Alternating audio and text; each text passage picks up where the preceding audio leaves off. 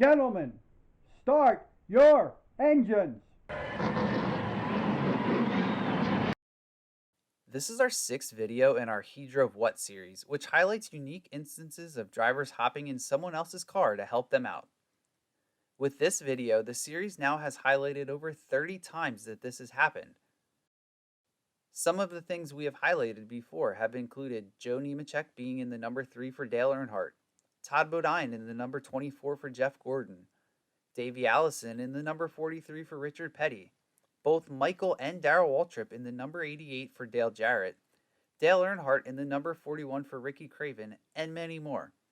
Make sure to check out those other 5 videos after you finish this one up, as well as the rest of our 60 plus videos.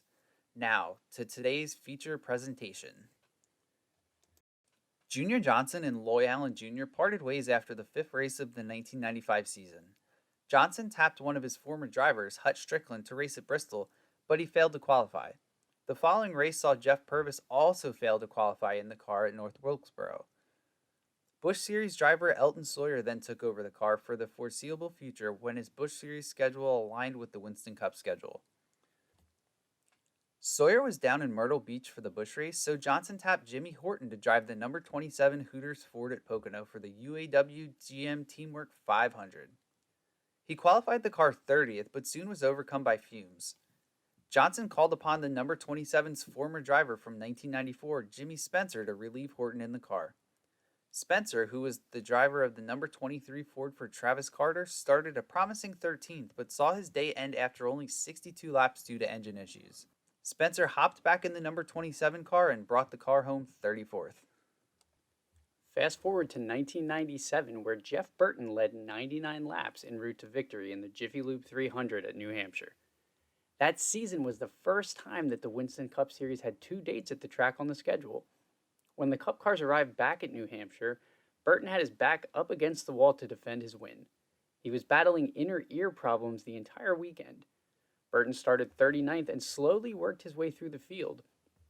On lap 69, Burton brought his car to the pits for relief help during the race's first caution flag.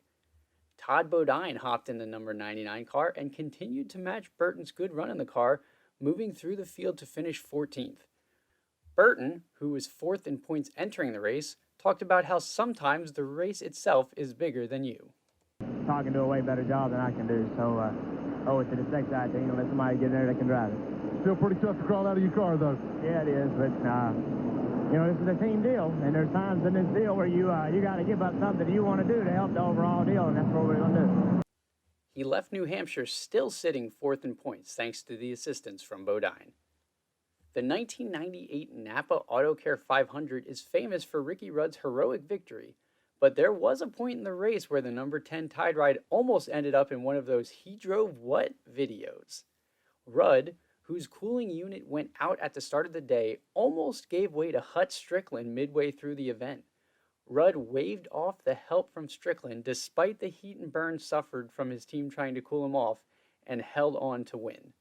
The burns he suffered came when he asked for water to cool off, and they handed him a cup.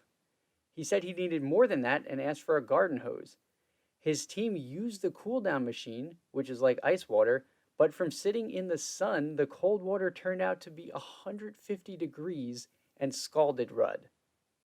There were also a handful of drivers that struggled with the hot, steamy Martinsville heat that day. Ted Musgrave hopped out of the number 77 Jasper Ford after burning and blistering his butt. Yeah, what happened? I'll tell you what, when you talk about a hot seat, I took all the padding out of Robert's seat so I get down in there.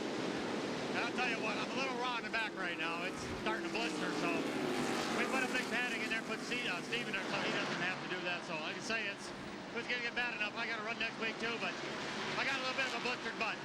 Steve Grissom took over the 77 for Musgrave and brought the car home a respectable 15th. Almost at the same time, we had another mini reunion as Kenny Wallace took over the number 28 for Kenny Irwin Jr. Wallace drove the number 28 at the end of the 1994 season for the injured Ernie Irvan. Rumors had Irwin staying out late on race weekends and was often nauseous in the car. After he needed relief help this day, team owner Robert Yates implemented a curfew for his rookie driver and mandatory workouts for him to complete daily. Kenny Wallace, whose own day ended early after only 150 laps, took the number 28 to a 27th place finish.